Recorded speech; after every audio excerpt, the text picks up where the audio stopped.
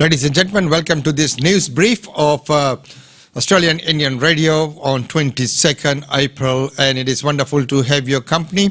This is a short segment of news update and news in brief, as our main feature for today would be travel updates with Tanvi Goyal, and that will be coming at 10 a.m. We'll be looking forward for your company at that point in time. But right now, let's take a very quick look at what the weather has in store for us for today. With that, let's welcome to Dilraj. Good morning everyone. Weather forecast for the rest of today is maximum 25 degree. Brisbane area is partly cloudy with a very slight chance of any shower. Light winds becoming westerly 20 to 30 km per hour in the morning and then becoming light in the evening. Fire danger is high. Sun protection is recommended till 2:30 and UV index is predicted to reach 7, that is very high. Till tomorrow, stay safe and enjoy the rest of your day. And thank you very much for that news update, Dilraj. Well, right now, let's move on and take a look at what's making news today. Well, of course, as we know that the George Floyd trial has found him guilty. We'll look at that. But first up, let's get an update from ABC on the top stories for today. China has labelled Australia's decision to rip up 2 deals it had with Victoria as both provocative and unreasonable, further straining relations between the two countries. It is the first time the government has used new powers that allow it to cancel agreements that state and territory governments, local councils and public universities strike with other countries. 2 of the cancelled agreements relate to Victoria's Belt and Road Infrastructure program with China. The Foreign Minister has this morning defended the move. It isn't about any one country. It's most certainly not intended to harm Australia's relationships with any country.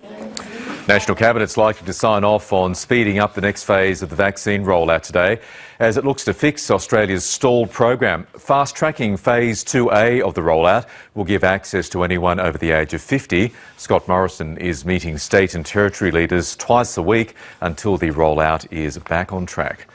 More than $100,000 has been donated to the children of 27-year-old Kelly Wilkinson, who was allegedly murdered in her Gold Coast backyard earlier this week. 34-year-old Brian Earl Johnston has been charged over the alleged murder and remains under police guard at a hospital burns unit in Brisbane.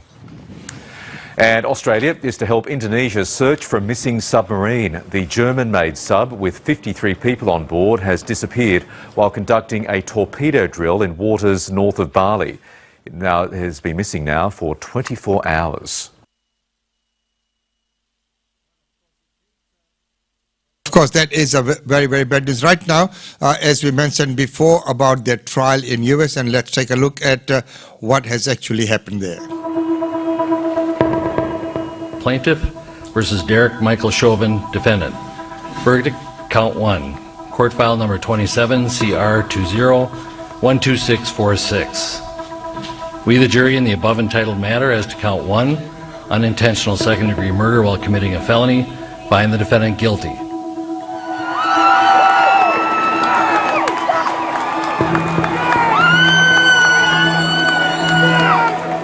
Within moments, the crowd outside the courthouse heard Chauvin had been found guilty on all 3 charges. I'm happy, finally, finally, I'm excited. Amazing, all 3 counts, amazing. I mean, it's a great day today. Relief. It's been a long, almost a year since it happened. Everybody's been on edge about it. I was ecstatic. I was so nervous I didn't know what to expect. I was, last few weeks I've been stressed out about the whole thing.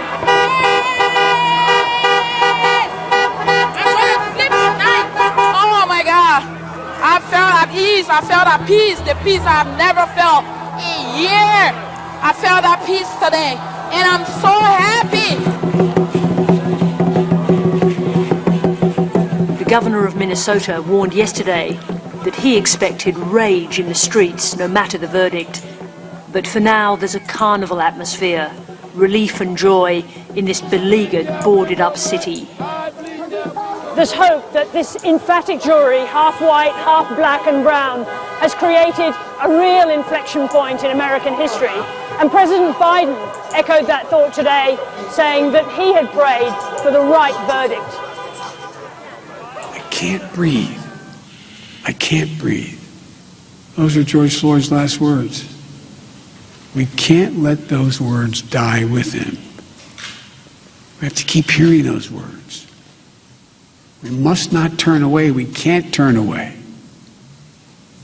We have a chance to begin to change the trajectory in this country. So don't let them change the narrative, y'all. And don't forget how we got here. Because we have a lot more work to do after this day. So that means that when we issue calls to action, show up.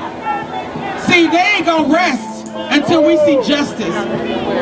When the verdict came out, I began to weep tears of joy and also gratitude that the jury saw George Floyd's humanity. And across the country, how common is this? It is very rare. So that's what makes this so incredible. For Derek Chauvin to be found guilty on all 3 counts.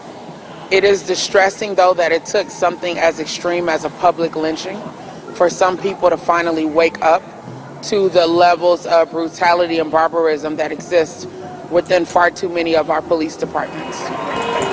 Today, we made history! So we're going to get moving! Say his name! Say his name! Say his name! Say his name! Say his name! A passenger in a stalled bus from another generation of black women. She must have witnessed a long ago era of civil rights marches. Now she photographs today's vanguard with her smartphone. And today's generation of police watch on behind barricades and razor wire, erected to shelter them from the public they've sworn to serve and protect. Guilty. Justice has been served. George Floyd was killed by murder. No, it's going too long. And today is a good day. Thank you for the court and for everything we stand for. George Floyd, we love you. Good night. So you can see that sentiments out there in the streets as well. So I mean, of course, I think the jury and the justice system has finally delivered justice. Well, right here, our Prime Minister is announcing the clean energy policy. Laura, the Prime Minister's announced that money today for so-called hydrogen hubs. How significant a move is that? Well, it's a contribution to reducing emissions, Lee, but it's not going to be sufficient to dramatically change Australia's overall emissions projected output, and that's what's going to be at stake this week at the Climate Summit. What we've seen this week from the Prime Minister is a further hardening of his line about going towards a net zero emissions target by 2050. But in the meantime, the rest of the world's actually stopped talking about 2050 and is focused on 2030, and the government's going nowhere near that at the moment. So with this move from the PM and with Labor's own repositioning, how is the politics of climate change in Australia morphing? Well, it's really interestingly, it's moved from fixing climate change for its own sake to the government trying to portray it as reducing energy costs a few years ago. And now both sides have basically come to the same ground, which is that there are jobs to be had in clean energy. Now, this is quite a big shift from the government, which used to sort of talk about how getting rid of coal would cost jobs. Now it's talking about these hydrogen hubs, for example, creating thousands of jobs in the regions. Anthony Albanese is making the same case that there are thousands of jobs to be had in clean energy. So both sides are basically appealing to the same group of blue-collar workers who are concerned, who recognise that coal is on the way out and who are concerned about where their future is going to come from. Laura Tingle, thank you. Thanks, Lee. To date on Australian Indian Radio. Well, right now we go to India. Well, we have seen what's been happening in America. Well, right now in India, as we know, the COVID situation is not under control. And what else is not under control is, there's been 29 deaths and in a hospital where oxygen supply was disrupted because of a broken line, and all the white fumes have been coming out, as you can see from this video.